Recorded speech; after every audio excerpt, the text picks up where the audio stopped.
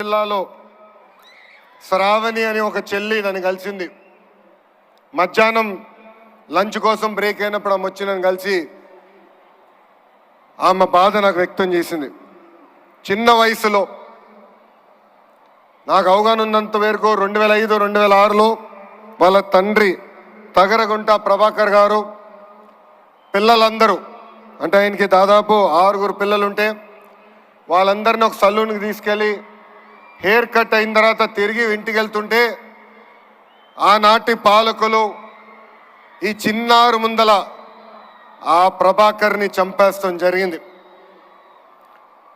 మా చెల్లమ్మ శ్రావణి ముందల ఆ ప్రభాకర్ని చంపేస్తాం జరిగింది.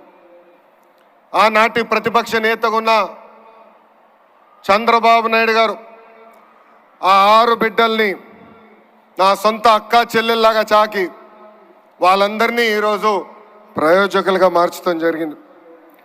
శ్రావణితో పాటు ఆమెకున్న అక్కలు కానీ అన్నలు ఈరోజు బెంగళూరులో కానీ, హైదరాబాద్లో కానీ, చెన్నైలో కానీ ఐటీ రంగంలో అద్భుతంగా ముందరికెళ్తున్నారు.